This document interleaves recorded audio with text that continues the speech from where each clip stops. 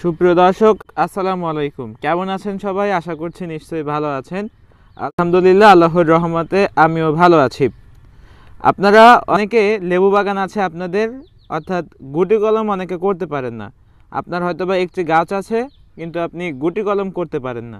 খুব সহজে আপনি কিভাবে 1 থেকে 2 মিনিটে গুটি কলম করবেন সেটা আমরা আপনাদেরকে দেখাবো আজকের ভিডিওতে। তো আজকের ভিডিওতে আমাকে সহযোগিতা করবেন অমিদুল ভাই। তো আসুন আমরা দেখি কিভাবে গুটি কলম করতে হয়। এই তো প্রথমত আমি নিজস্ব জমিতে বেলে দোআঁশ মাটি, এই দেখেন ঠিক এইভাবে মাটিগুলো একটা পাত্রে নিয়ে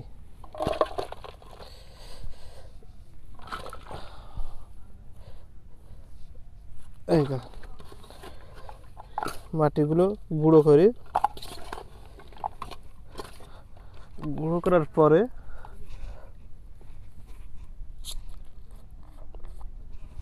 হালকা পানি নিয়ে এইভাবে কাদা করি, যত পর্যন্ত মূলায়ন না হয় ঠিক সেই পর্যন্ত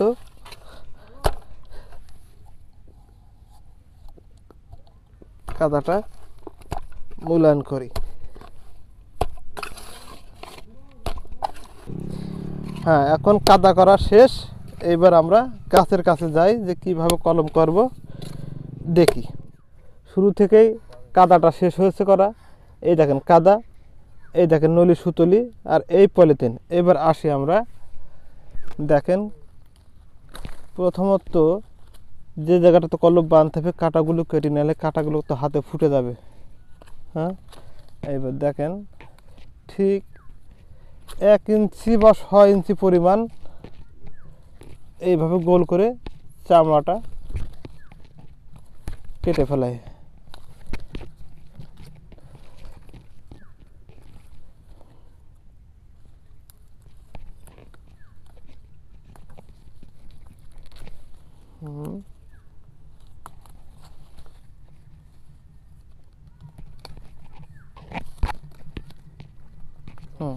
এই দেখেন ঠিক চামড়াটা তো কোথাও না লেগে থাকে, ঠিক এইভাবে। এইবার দেখেন এক মুষ্টি কাদা নিই, কাদাটা যাতে মূলায়ন হয় সেই কায়দায় এই দেখেন ঠিক এইভাবে সুন্দর করে ডালটার সাথে লাগিয়ে দিই।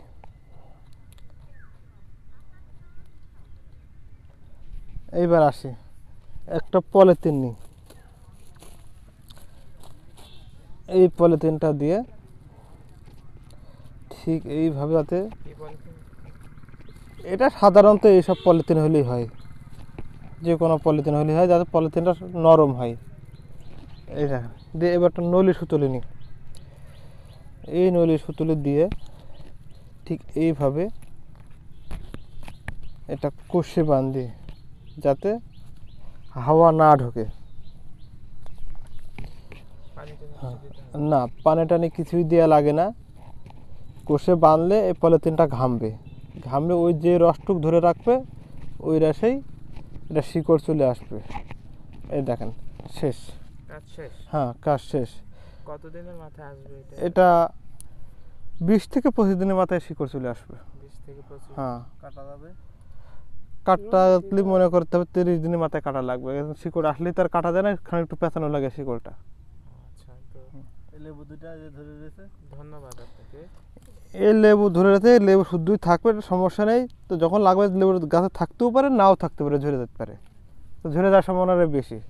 তো গুটি কলম সম্পর্কে কেউ যদি আপনার কাছে জানতে চায় সেক্ষেত্রে কি কি সমস্যা হতে পারে, কি যদি মিস্টেক হওয়ার কোনো চান্স আছে কিনা? না, এসবে তো মিস্টেক হয় না। তো হ্যাঁ, মিস্টেক হতে পারে যদি, যে দেখলেন তো যেভাবে ছালটা কাটা হলো, ওই ছালটা যদি সামান্য পরিমাণ লেগে থাকে তাহলে ওটা পূরণ হয়ে যাবে ওই জায়গাটা।